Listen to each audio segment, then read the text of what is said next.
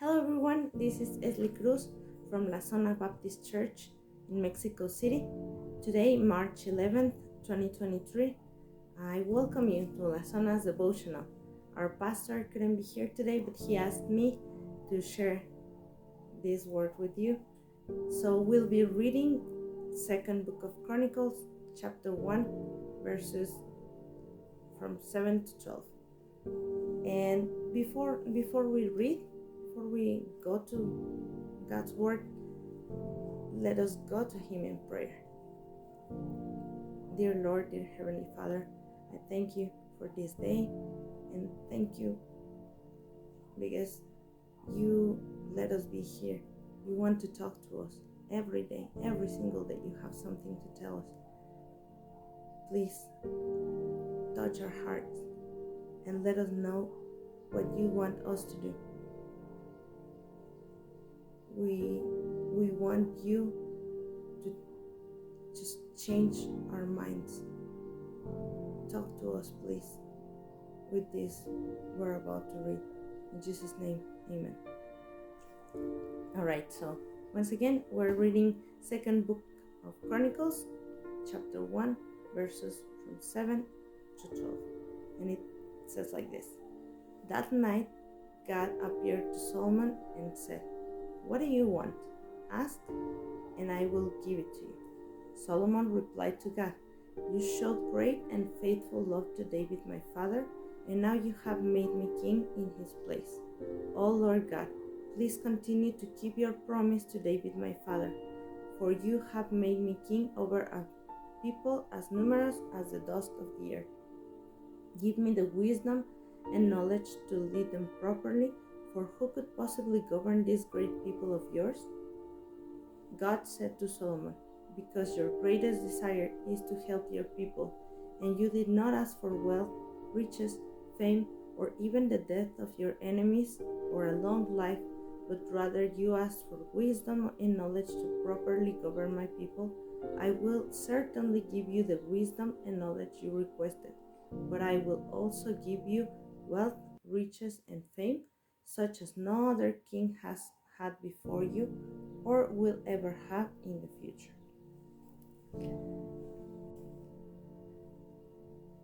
I'll be honest with you, the first thing that came to my mind when I read this was awesome. Double prizes. And of course it's not a prize. It was not a prize. But it just amazes me that Solomon asked for wisdom and knowledge, and God gave him so much more. I think it's awesome. But this came to my mind. If God knew, because God knew what Solomon was going to ask, why ask him? Why?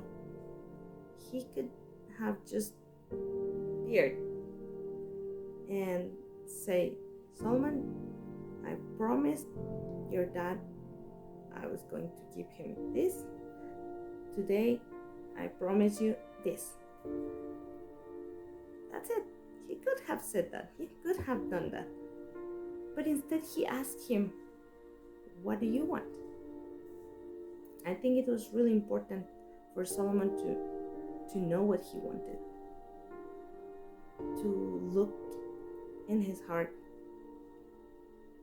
and see what was in there, and then put it into words and ask God what he wanted.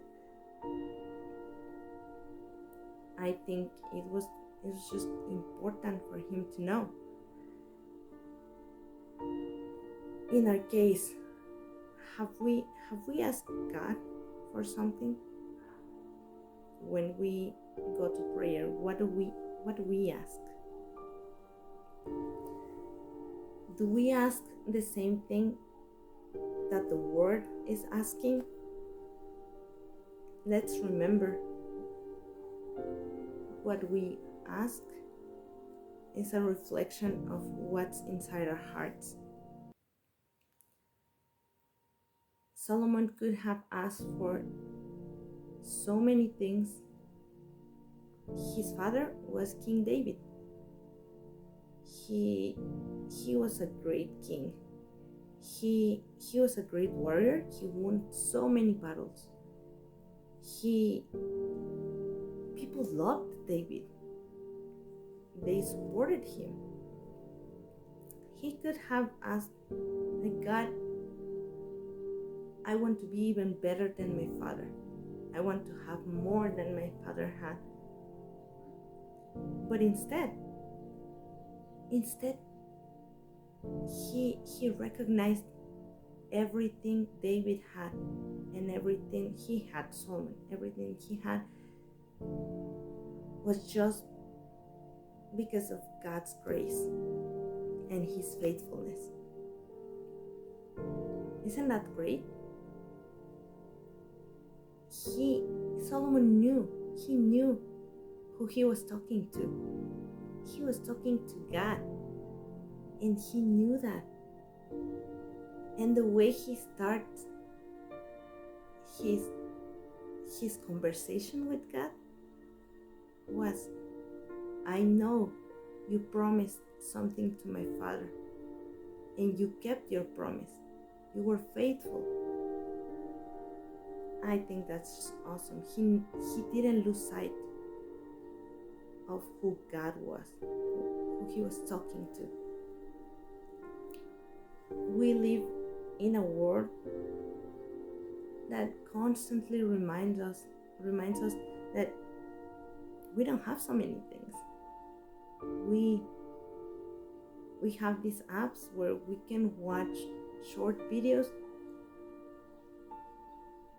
and in all of them we're shown that we don't have this, we haven't achieved that. So many people trying to get famous. I don't know, it's just there are so many things. We have the social media where we can see people being happy, having so many things we don't, and without us noticing, that makes us lose sight of who God is, what he has done for us in the past, and we just want and want and want. We want more. We want to have. And I was saying that makes us lose sight of who God is, and then we just see him as a genie in a lamp. We just want to say, God, I wish, God, I want, and we just want so many wishes granted. But God is not a genie in a bottle. God is God. God is God. And we should never lose sight of that. What do we ask God? And I don't mean just in prayer. What do we ask him with our thoughts? What do we ask him with our actions? Do we ask him things according to his will? But the Bible says in Romans 12:2, don't copy the behavior and costumes of this world, but let God transform you into a new person by changing the way you think. Then you will learn to know God's will for you, which is good and pleasing and perfect. Are we asking him things according to his will? We need to let God transform our minds, our way to think. Because of what I was saying, the world we're living is constantly throwing things at us that if we don't let God touch our hearts and transform our minds, we will just do what the world does.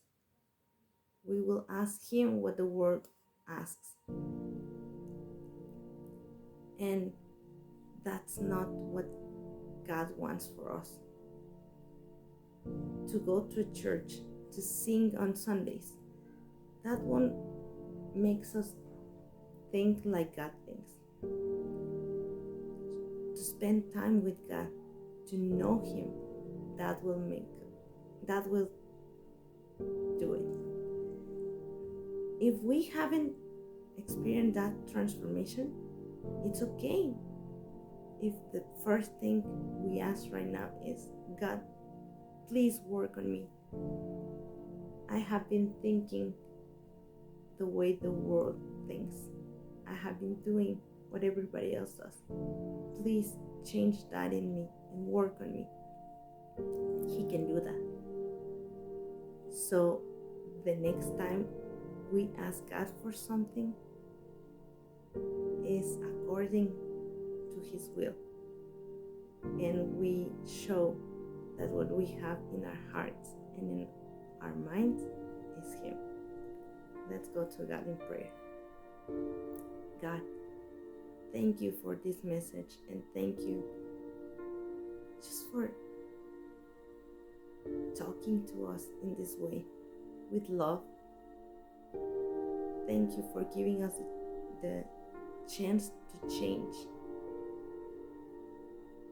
In this time, I ask you for your forgiveness if we have been thinking the way the world thinks, and asking you just things that don't make sense.